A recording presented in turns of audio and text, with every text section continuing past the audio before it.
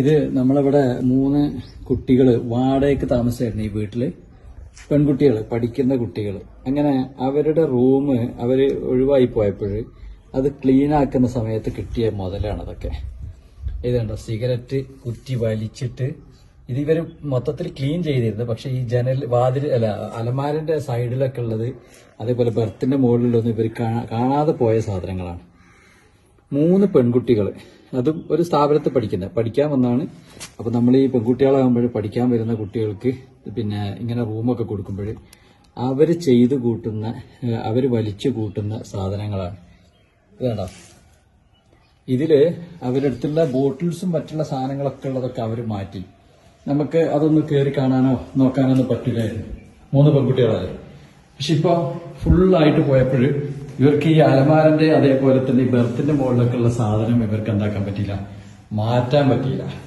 അപ്പൊ നമ്മളെ ഈ കുട്ടികളൊക്കെ ഇതാണോ, ഈ കുട്ടികളൊക്കെ പഠിക്കാൻ വിടുന്ന രക്ഷിതാക്കൾ എപ്പോഴും ചിന്തിക്കേണ്ടത് അവര് പിന്നെ പെൺകുട്ടികൾ മാത്രമാണ്, അവര് സ്വസ്ഥമായിട്ട് നല്ല രീതിയിലാണ് കഴിയുന്നത് എന്നൊക്കെ നിങ്ങൾക്ക് വിചാരമുണ്ടെങ്കിൽ അത് തെറ്റാണ്.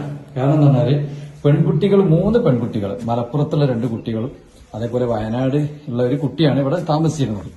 ഇതിനു മുമ്പ് ഒരു കുട്ടി ഉണ്ടായിരുന്നു. ഈ കുട്ടിന്റെ വീട്ടുകാര് ഇവരുടെ അലമ്പ് കണ്ട് ഈ കുട്ടിനെ ഇവിടുന്ന് മാറ്റി. പക്ഷെ ഇപ്പൊ ഇവിടെ 3 കുട്ടികൾ താമസിച്ച സ്ഥലത്താണ് ഈ കാണുന്ന അലമ്പ്.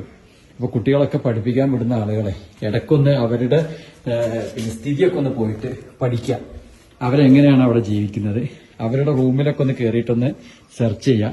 ഇത് ഇവരെ ഒഴിവാക്കാൻ കാരണം എന്ന് പറഞ്ഞാല് 2 ദിവസം മുമ്പ് എറണാകുളത്തുനിന്ന് രാത്രി 1:30 മണിക്ക് ഞാൻ വരുന്ന സമയത്ത് ഇവിടെ ആൺകുട്ടികളും പെൺകുട്ടികളും ഈ കോമ്പൗണ്ടിൽ ഒരുമിച്ച് നിൽക്കുക 1:30 മണിക്ക്. അപ്പോൾ അതുകൂടെ കണ്ടപ്പോഴാണ് നമ്മൾ ഇവരോട് ഈ ഒരു രീതിയിൽ നമുക്ക് മുന്നോട്ട് പോകാൻ പറ്റില്ല എന്നിട്ട് ഒഴിവാക്കിയത്. അവരുടെ റൂമിൽ നിന്ന് കിട്ടിയ സാധനങ്ങളാണ്.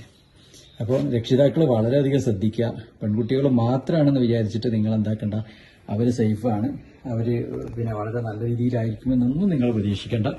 ഇത്തരത്തിലുള്ളതൊക്കെ എന്ന് പറഞ്ഞാൽ പിന്നെ നമ്മൾ മനസ്സിലാക്കുക, അവനവൻ പിന്നെ സൂക്ഷിക്കുക. കാരണം ഇവരുടെ ഈ ഫാമിലിയിലൊക്കെ ഞങ്ങളിത് വിളിച്ചു പറഞ്ഞു, ഇങ്ങനെ സംഭവങ്ങളുണ്ട്, അവരിങ്ങനെ ഭയങ്കര അലമ്പാണ് കാര്യങ്ങൾ പറഞ്ഞപ്പോൾ അവർ പറഞ്ഞത് ഞങ്ങളെ മക്കൾ അങ്ങനെ ചെയ്യൂല, ഞങ്ങളെ മക്കള് അത്തരക്കാരല്ല, അവർക്ക് വിശ്വാസമല്ല. അപ്പൊ അവര് പറഞ്ഞാൽ നിങ്ങൾ പറയുന്ന 50% ഉണ്ടാവും, 50% ഉണ്ടാവില്ല.